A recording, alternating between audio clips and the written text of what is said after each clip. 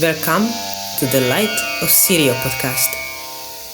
My name is Dori Fari and I will speak with a realized spiritual master about his views on life and the topic of spirituality.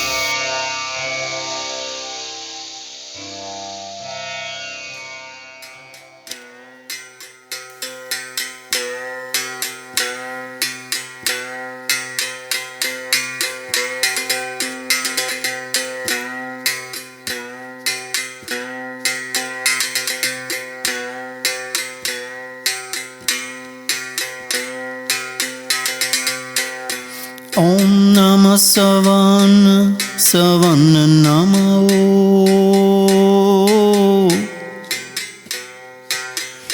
Om Namah Savan Namo.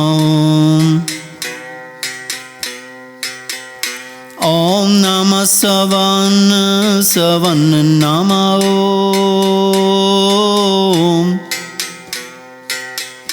Om Namah Savan Namo. Om Namah Kirpal Namo.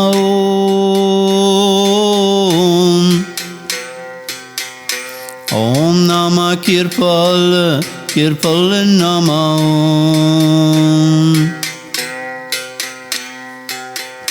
Om Namah Ajaibo Namo. Om Namah Ajaibo Namo.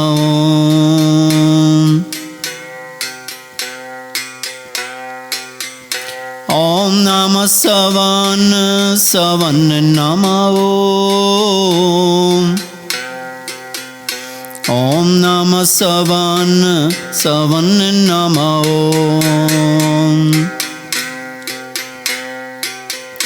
Om Namah Kirpal Namo.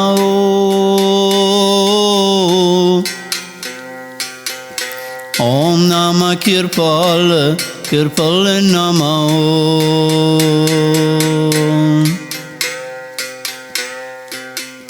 Om Namah Ajaibo Namo.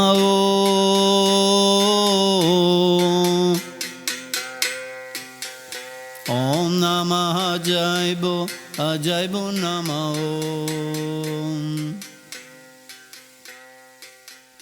Om Namah Savan Namo. So now we arrive to the 7th episode of Season 4, and again, here is with me Master Sirio in our little studio. So welcome, dear Master. Thank you for having me. And in the beginning, I would like to say to those who are interested in meeting Master Sirio in person that the next possibility, as I said already in the previous episode, it's in Amsterdam in July from the 18th to the 22nd, and then in August in between the 15th and 21st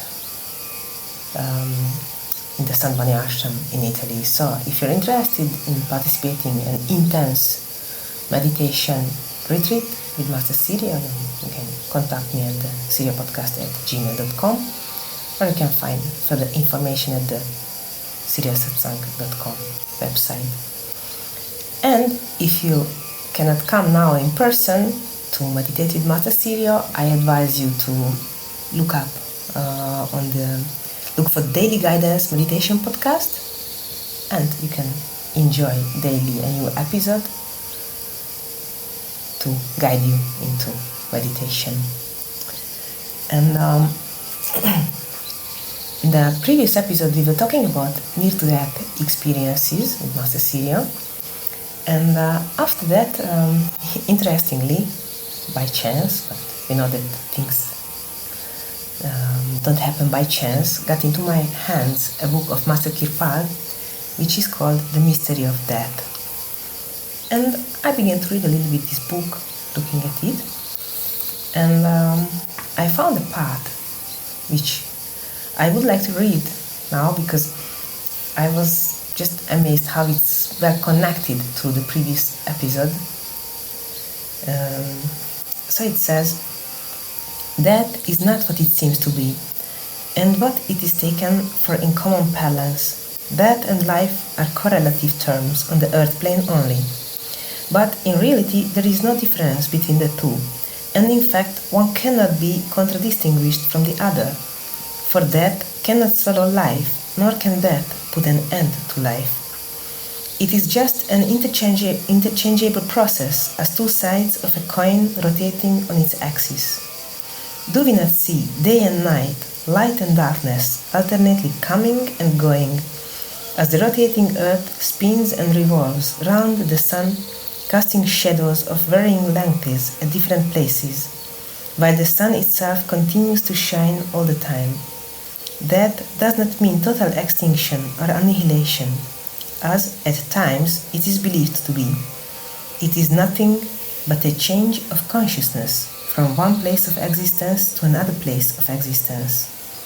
Life, on the contrary, is one continuous process which knows no end, for the so-called death that follows life is not lifelessness, but life in another form at another place, here on earth or elsewhere, and in a different form, with a different name, and under different set of circumstances, as is adjudged by divine dispensation working on the inexorable law of action. As you sow, so shall you reap. Life, being a positive expression of the Supreme Being, is not subject to the negativity of death, and the latter cannot, therefore, extinguish the former, the eternal flame of life. So this was very much connected to the previous episode as we talked about near-death experiences, seeing this passage from life to death. But there is something which is very important on our path and most spiritual parties, and Master Kripa very much underlines this in this book, The Mystery of Death, and he talks a lot about the role and importance of the Master, of the living Master. And here I would like to quote another part from this book, which is a quote in the quote. It's from Maulana Rumi, and it says, "If you intend going on a pilgrimage into the beyond, then take thou a pilgrim for thy companion. It matters not whether the said pilgrim is a Hindu, a Turk, or an Arab, but see that he is a real pilgrim." And then Master Kirpa continues, "A living master is such a pilgrim." And by this, he means that, as it is also said on the path, in the teachings, that at the time of death, the Master will be there. And there is this passage from the physical plane through the astral planes and causal planes up to the region of truth, and the Master will be the guide, the one who is an expert, who knows very well this passage, and who knows this transformation. So, in the previous episode we were not mentioning this fact of the connection to the Master. We were talking about near-to-death experiences and how is it, as also was said in the first part which I read, that in reality death is not the end of life, it's just a transformation, as life is like an eternal flame, it's never switched off, it's just a transformation. But then we also have here the living Master, because it is also said in this book how it is important to have the proper guide, the real pilgrim who knows the way, who can lead us on this pilgrimage, because it is said that one can get lost on the way in this passage.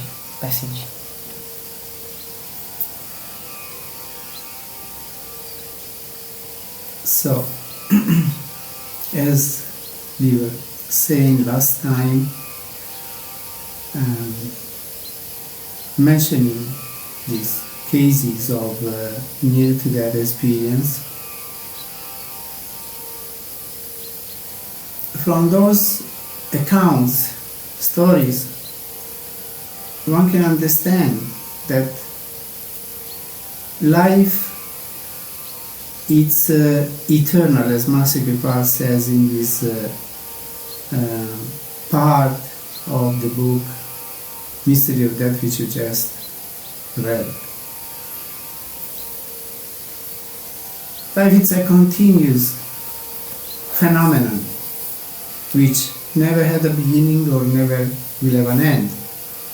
Life and consciousness are practically the same thing. We are conscious because we are alive, and we are alive because we are conscious. So this life or consciousness, it has always existed and never will end. So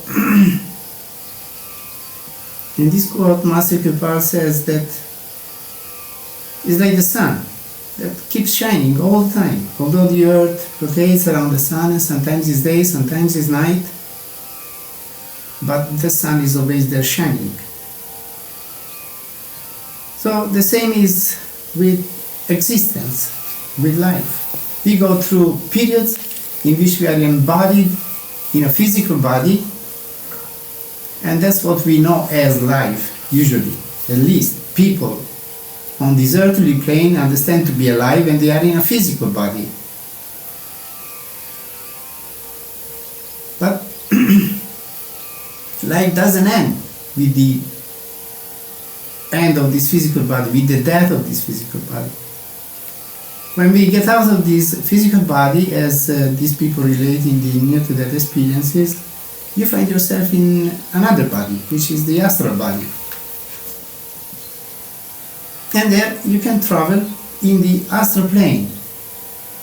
And if you withdraw from the astral plane, if you keep progressing and becoming more and more advanced and more, let's say, pure and clean, then you go into the causal plane, the supercausal plane, and eventually you end up into the supreme region of truth, where duality ends, which is beyond any type of time scale, which is beyond all the laws that govern the universe. So we all leave the body at some point, but most of the people do not know what death is. That's why they are so afraid of death, because they are afraid eventually that it will end, life will end, and nothing is going to happen anymore. So they are afraid, from one side, because they know that they will have to suffer a lot when they die, because most of the people leave the body by suffering through a disease, through an accident, whichever way, violent death and accident, being killed, it's always suffering. So we are afraid of that because of the suffering which accompanies that all the time, always. In most of the cases, rare ones, they just live peacefully. And they are afraid also because of the unknown. What's there beyond? We know that in this physical body we function on this physical plane in the way that we know, but once we leave this body, what's there beyond? Because we don't know anything about it. That's why Masters always advise and tell us to learn how to die while alive. Learn to die so that you may begin to live. So this process of dying is something that we can learn while we are in this physical body, and traverse through the physical consciousness into the beyond. And this, as I said before, we can do it while we are in the physical body if you learn an effective meditation practice. And if you have the help of a living master, if you have the blessing of a living master through holy initiation. Well, actually, there is a part which is just connected to it in the book, which I read before, which says, as long as we are at home in the body, we are absent from God, and the more one withdraws from himself, the nearer one gets to God. That's in other words what I was just saying. Once you withdraw from the physical body, the more you get rid of the attachment for this physical body, for this physical plane, for all the belongings that you have, for all the attachments that you have, the more you withdraw from all of this, the more you become free, and the more you become near to the Supreme Truth, which has all these qualities. So, be as perfect as your Father in heaven is perfect. That means be free and totally expanded, totally cosmic as the divine is. If you want to get to that state of consciousness, which is divinity, which is the supreme, then you have to become like that. You have to acquire in yourself those kind of qualities. So that's why people who seek for truth, they go in looking for a master, they take initiation, take a path, a certain discipline, and they try to experience, while they are in this body, this process of leaving the body. So that's the purpose of taking up a spiritual path and do a spiritual practice, so that we may learn what that is before we leave the body. So then we will know that that is not something to be afraid of, because that is pure bliss. It's coming into this field of intense, unconditional love of the divine. Malaroni says that is wedding with the eternal. So that's what it is, that.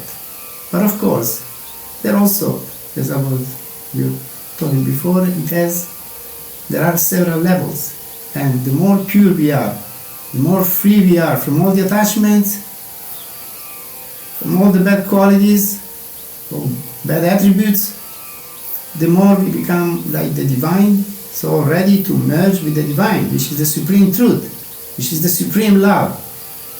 So that's where we have to get. Now, what is the role of a living master in this? The role of a living master, it is very important, and it is very contagious, because around a living master there is a certain field of energy, there is a certain vibration, certain energy, which makes it easy to withdraw from the physical body and step into the beyond. That means makes it easy to go into deep meditation and experience an out-of-body experience, an out-of-body condition. And that's where we learn, we experience how it is to withdraw from the body, and what do we experience after this? What is the experience of the beyond? So then we know that we don't need to wait till death comes, the final death comes. We already know. And then we are looking for it. That's why we do intense spiritual practice, because we want to experience as much as possible and as often as possible this withdrawal from the physical body and coming into the light. Because what's God?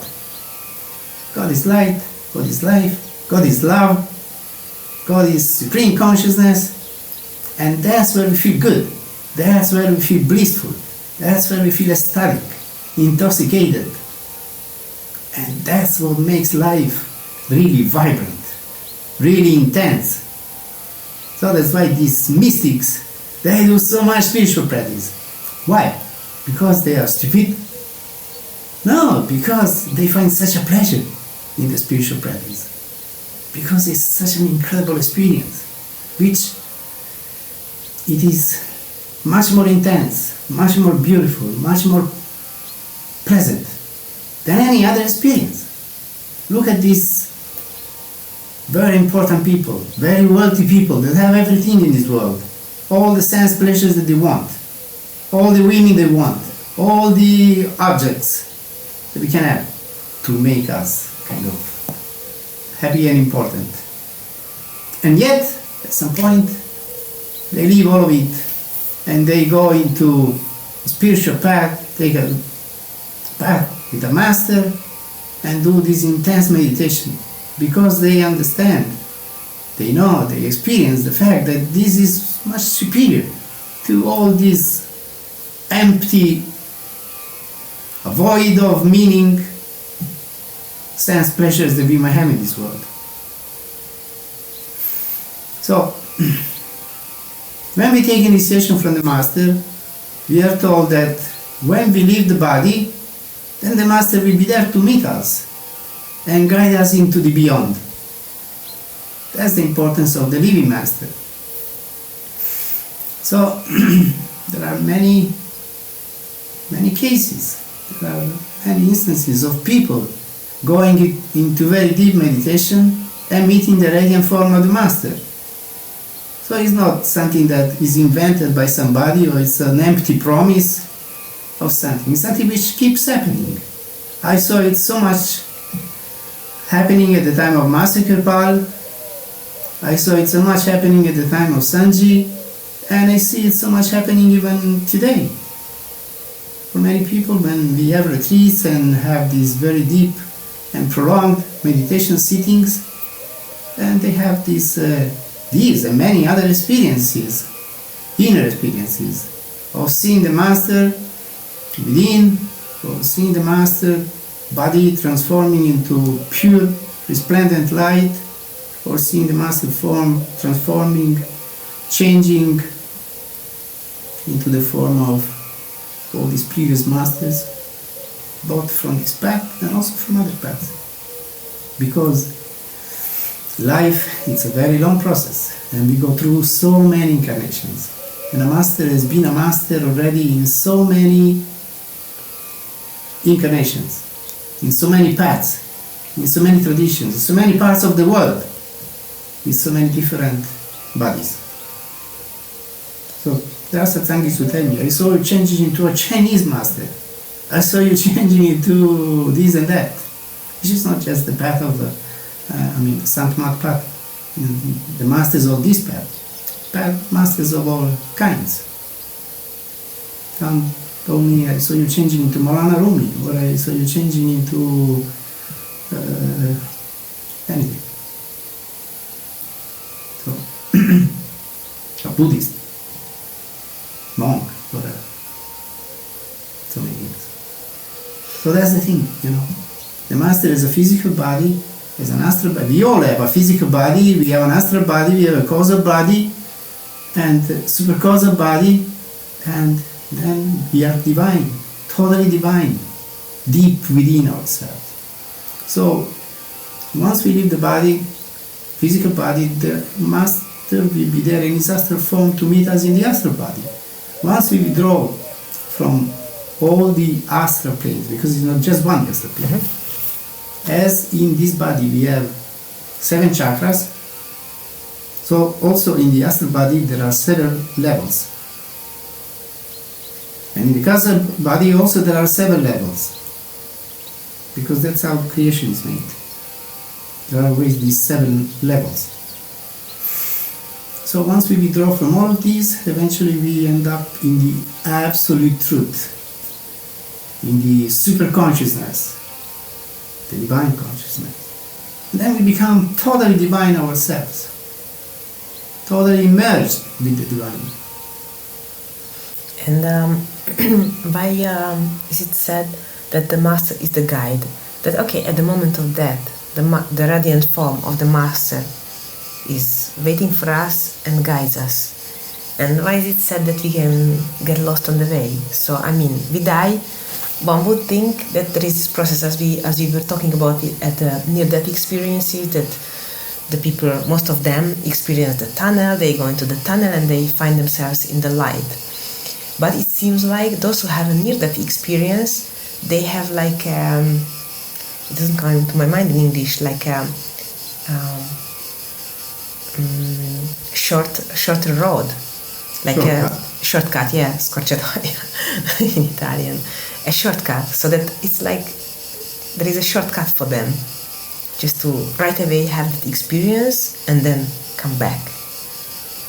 And as you said, that there are these 7 levels in the astral plane, in the causal plane, then you also said before that it depends on our level of evolution, how pure we are, how we are free of attachments and things, bad qualities, how high we go right away. So maybe some of us go with bigger or longer passes, some of us go with shorter passes, steps, I mean. But then how is it that one can get lost? And is it like I mean, one can get lost in the astral plane, for example, because then the astral plane is full of so many things, still very near to the earthly plane at the first level. Or what is this kind of traveling together with the masters through all these planes? Well, getting lost is mostly, I would say, on this physical plane, on the quest that we do for finding a path and finding a living master. Here we can get diverted, stuck in several situations which are not the best, let's say. I am very much convinced that any experience we have, it's meant to teach us something. So even though it may seem to go astray, to take up a path which is not good for us, which is not clean, honest, selfless, yet we need that experience to learn something, because our level is very of a beginner, and we need to gain experiences so as to understand how all this spiritual process works. So some people have to go through complicated experiences in order to learn what they need to learn. So it's a way of saying we can get lost, we can go astray, but in actuality we go astray if we need to go astray, because we need that experience in order to grow and to understand better how things work. In the beyond, we maybe get lost. Everything is possible. Those who get lost into the beyond is like those who get lost into this physical plane, into experiences which are not good for them, apparently not good, but eventually good because they need to learn from that experience. So in the beyond is the same. But I don't quite believe it, truly telling, because once we go into the beyond, everybody has his own way of going through it. God is there to help us. If we have a living master, then God will appear in the form of the living master to guide us.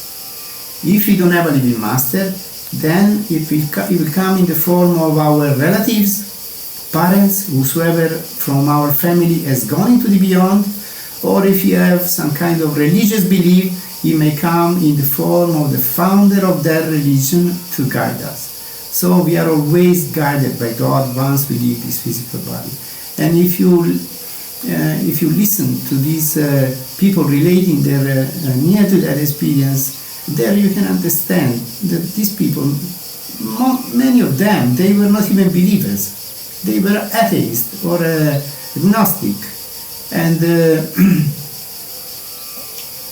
they didn't have any concept of how it can be the beyond. And yet, once they left the body, they had their own way of being guided. God, in some form, guided them. And that's very interesting, because people who are atheists, in my understanding, very often they have the best experience. Because they don't go into, seeing the form of, let's say, founder of a religion, but they go most of the time into the cosmic consciousness. Yeah, maybe because they don't expect anything. Because they don't have let's say, a schematic mind of a certain kind. They have a free mind, which is doesn't have schemes. They believe in what they experience mostly, because that's science. Science is, I believe, in what is proven, or can be proven through any means. So the path is the science of spirituality. Because it works, it can be reproduced. You can have an experience, and then if you do the practice in the proper way, you can repeat that experience. So that's why it is scientific. So anyway, whichever way we are, whichever set of mind we have, the light of God, Supreme Being, will come to us in the way that we can recognize, that we can accept, and we will have the kind of experience which will be just appropriate for us. Well, actually, it's interesting when you said that, okay, even if we get lost in the astral plane or this and that, because we need that experience, we need to go through something. And came into my mind, which you said in maybe the first season or second season, which is, I heard from you this story, like Masakipa used to say that when they asked Lord Vishnu that, oh, you must have been so busy creating all these hells and heavens for all these many people who walk on the earth. And then he said, well, in reality, I didn't do anything, they do it for themselves. Yes, that's how it is. Yes, we create for ourselves realities both in this physical plane and also in the beyond. Because the reality, it's a reflection of what we are. In this world, we come in touch with people, situations, realities of all kinds, which are just a reflection of our subjectivity. Means the objective world is always a reflection of our subjective world, both in this physical world and also into the beyond. So what we see is always a reflection of ourselves. Well, they also say that the way it is up, the way it is down. So it's like the same. As it is up, as it is so up. it is down. So it is down. But also they say, I often heard this example that, like the reflection on the water without ripples. That you look at the water, which is down, and you see the sky, you see the trees, no, the other way around. Yes, the landscape around.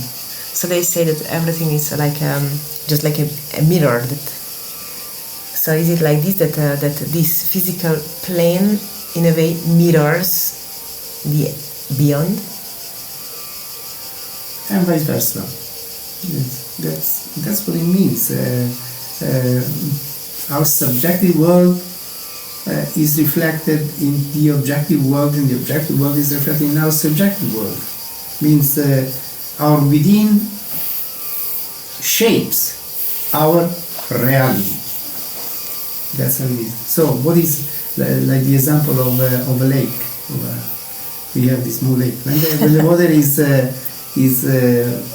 quite still, no ripples, then you can see everything is so clear. Like if you look around and you look maybe if you look into the lake, you see even things more clear than Yes. if you look around. Yes. Because you can see more details, more Yes. clear the details of whatever is around. If you look around, some things maybe you don't see, but then you look the reflection and you see it much more clear. But then if there are ripples, according to how strong the ripples are, then you see less and less of what is reflected. So that's how it is with us. When the mind is so confused, when the mind is so active, when the mind is so restless, then you don't see anything. You don't see anything of the reality. You're just stuck in your own problems, in your own thoughts, in your own emotions. But once you go into meditation and you still the mind, that's why it's always said you still the mind, relax the body, still the mind, focus the attention, then everything becomes like suspended. It becomes very still. And then you can reflect the truth, the light, the reality. That's how it is. But if you said before that we create our realities, or we create reality, we do it on the physical plane, though if things are predestined, we create those kind of realities which we are supposed to do. But do we create reality also in the beyond then? Definitely. As I say, God will come to us according to the way we are. He will manifest to us in the way that we can understand, that we can accept. That's how it works. Just according to the way we are. So that's also subjective. So if you think that that person had this kind of experience, I would like to have that kind of experience myself. It might be, but most of the time no. Because you're different. Because we're all different. So all these mystical experiences, they are all slightly or more different. But never quite the same. You can read from many mystics, from the Buddhist tradition, from the Taoist tradition, from the Jainist tradition, from the Hindu, from the Muslim, the Christians. They are never the same.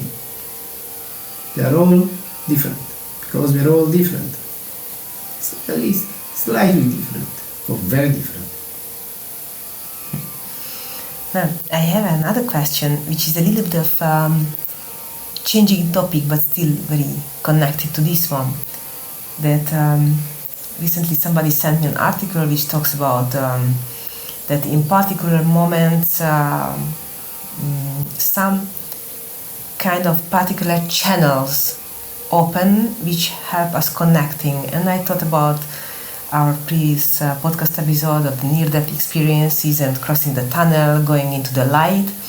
And this article was about the Sirius star constellation and how it happens and how it's influencing our physical plane these days. And this article was talking about it. And for those who don't know it, Sirius in English is Sirio in Italian. So just to add the side information. But anyway, so this article was describing how it's happening. It's this first week of July, very special energies, special connections. And I was, of course, connecting it with an event which happened this first week of July in 1997, because this 6th and 7th of July is the time when Sant Ajaib Singh Ji left the physical plane, left his body and went into his Mahasamadhi. And it was very interesting that this article was just talking about this. The first week of July is very special because it opens up very special connections, and it was like a scientific astronomic description why. So it was really surprising to me that just now in this moment when there is this scientifically proven kind of energetic connection, then this is the moment when Sanji left his body. Like he chose the perfect time to go, or maybe he didn't choose it, that he just had to go. And as he wrote in this final song that I have to go. And so as we talked about near-death experiences, and then I got this book, The Mystery of Death, into my hands, then I received this article about special connection, special channel. Then obviously came to me the question, what about the masters? What about when they leave this world? Because I replied to this person who sent the article to me, well, yes, this is a very special time, really, because this is the time, the anniversary of Sant Ajaib sings Mahasamadhi. So definitely there is a special connection, because every year we celebrate it and we remember Sant Ajaib singing, and it's like a channel opening and connecting to him, like special blessings might come through if one connects. So what happens when a master leaves this physical plane and leaves his body? Well, for most of the people who are not connected to the master, nothing happens. Means the death of a master is very, very important, very, very meaningful, very, very felt by his devotees, his followers, because there is such a powerful, strong connection. And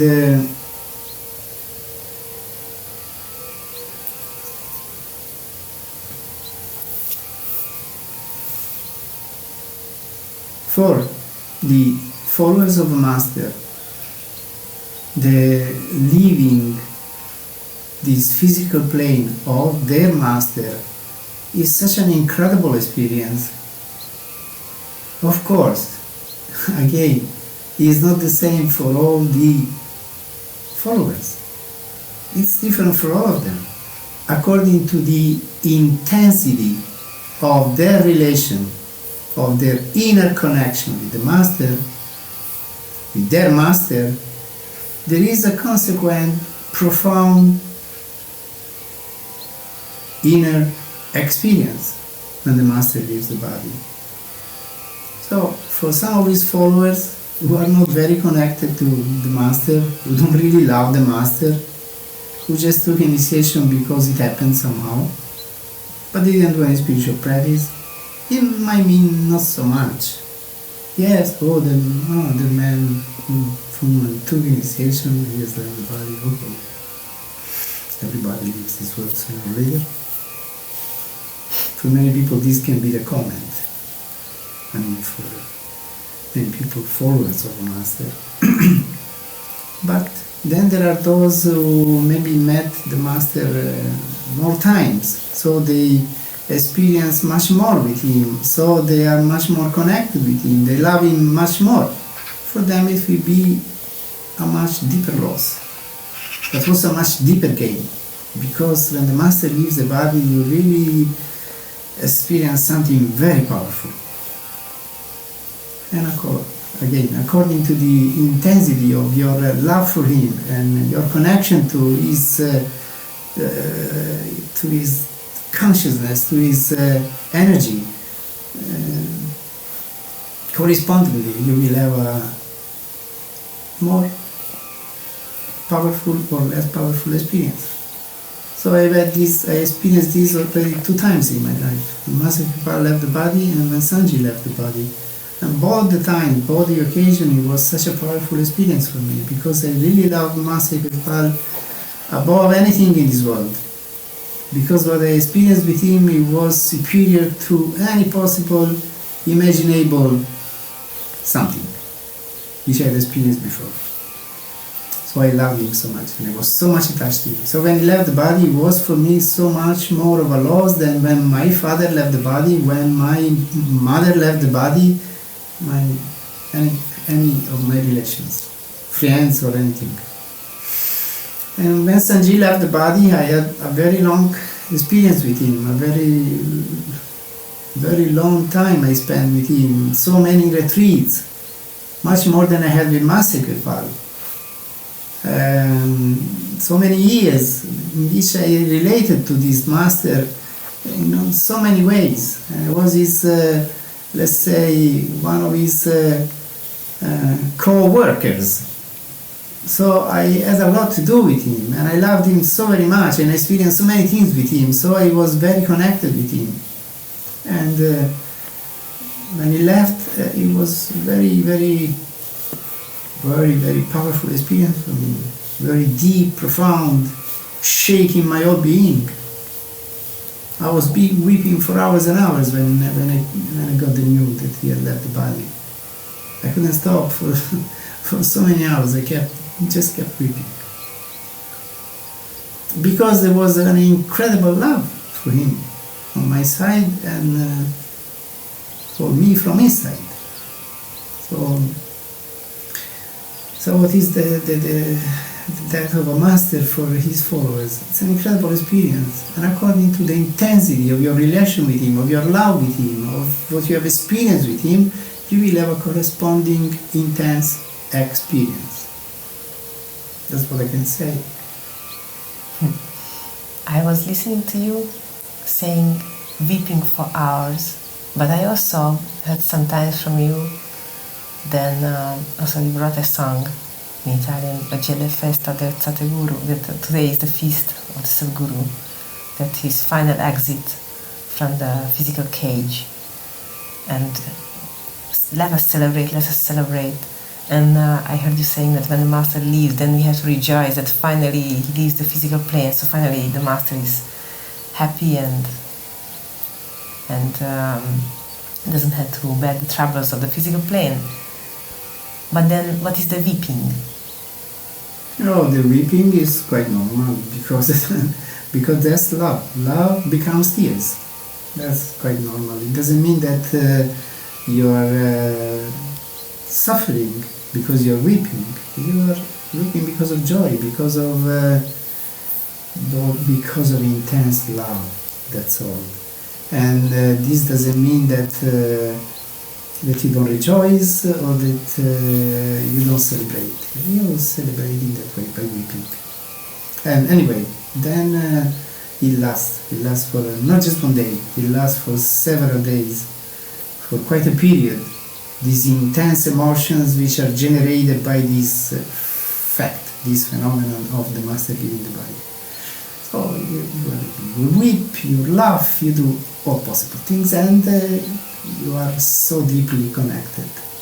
Because when the master leaves the body, it's like if he gets out of this cage and it becomes so huge and so wide, and you perceive it. And if you are connected with him, you really perceive this radiation which freezes into the air. And if you are tuned with it, then it's quite a profound experience. Well, it sounds very ecstatic somehow, like very intoxicating. So intense that it's difficult to bear somehow, like as you described it, when we are not used to an experience which is so powerful, that I think it's one of the rare, very powerful experiences of our life if somebody is destined to have this experience. Well, let's say it's the most powerful experience of being on the path, of being initiated by a master and following his path. When he leaves the body, it's the most powerful experience. At least that's how it was in my case. And the same when we leave this body, it's a very powerful experience. Not just the moment when we leave the body. I think if you are spiritually, let's say, awakened, we perceive when we are leaving the body. So the nearer we get to that, the most powerful experience is manifest. We begin seeing our master. I worked for quite a number of satsangis now. As I say, I'm on this path for 55 years almost, and I've seen quite a number of satsangis leaving the body, and it was always a very powerful experience, is being nearby the body of the person leaving the body. Quite a number, as I said, of satsangis and people whom I loved, like my mother, also Irena, and some other very good friends of mine. It was always like samadhi for me, being close to the body of these satsangis leaving the body. Why? Because they are so deeply connected with the master power. It's not the same with other people who are not satsangis. leaving the body. Once I was in an obituary because there was a Satsangi who had left the body and body was in this obituary, and I saw the face of this person who was initiated leaving after she left the body, and it seemed so intoxicating, her face, and so blissful, so beautiful. And I saw the face of other people who were there, dead people there, and they were not nice at all. They didn't radiate this beauty and this energy which was around the body of these Satsangis. So it makes a difference according to, again, to our level of evolution, to how intensely we are connected with the divine power. So definitely at the time of death, special energetic channels do open up. Yes. And anyway, going back to this information which we heard about this time of July, first week of July, in which there is a very special connection with this solar system, which is these stars, which are suns, which is another day. This sun of ours is a star. Yes. And Sirio is also another star, which is much bigger than this one we have. And it is said, it's a well-known fact that there is a special connection between this Earth and that star. It's an energetic connection, very special energetic connection. And so many informations, so many innovations and messages are sent from that star to this planet in the course of history. And people who are connected with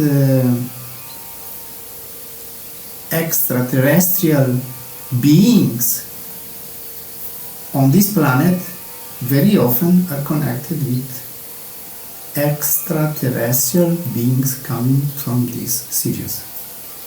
It's a fact, it's a well-known fact. So it's real. But, not everybody feels this. This energetic connection is there, special, in a special way in this period, but most of the people are not aware of it. But it is there, and it brings some innovations, some inputs to this planet. So let's hope that we collectively evolve, and from the second week on of July, then this world becomes a better place. So thank you very much, dear Master. And also I would like to say that this weekend, on the occasion of this anniversary of Sant Ajaib Singh, there was a live Satsang Saturday on the 6th of July by Master Sirio. So if you haven't seen it, then you can find it on YouTube and listen more about this topic. So thank you very much, dear Master, for telling all these things to us. And next episode, as always, comes after 2 weeks. If you have anything to ask, anything to say, then you are most welcome to send it to siriopodcast@gmail.com, and now you can listen to a beautiful mantra, and don't miss to look up on Daily Guidance Meditation Podcast, because it's really worthwhile to do. Om Namah Savan Namo.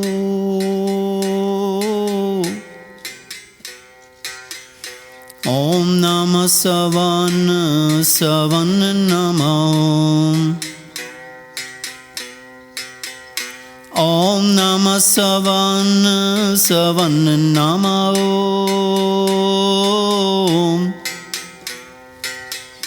Om Namah Savan Namo. Om Namah Kirpal Namo.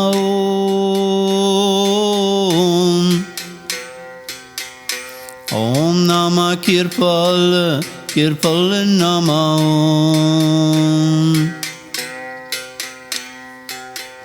Om Namah Ajaibo Nama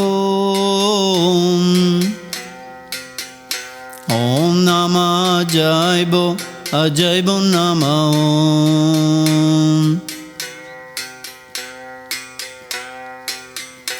Om Namah Savan Nama Om Namah Savan Nama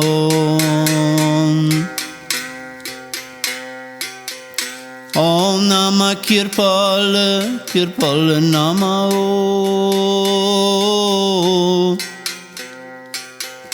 Om Namah Kirpal Nama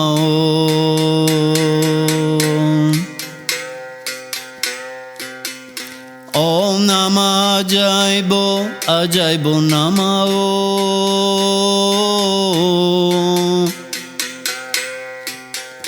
Om Namah Ajaibo Nama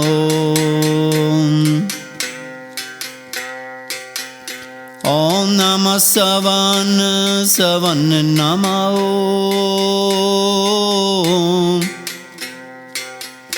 Om Namah Savan Nama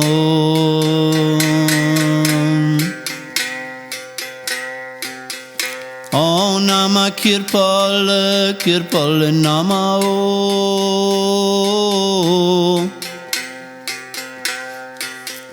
Om Namah Kirpal Nama Om Namah Ajaibo Nama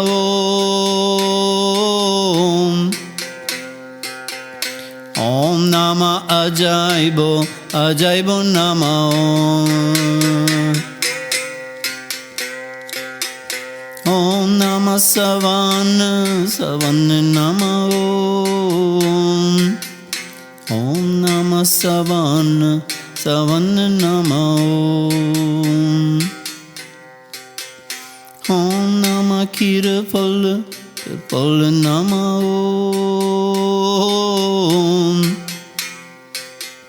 Om Namah Kirpal Nama Om Namah Ajaibo Nama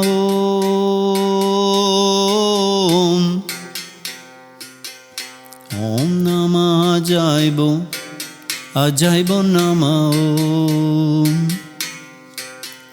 Om Namah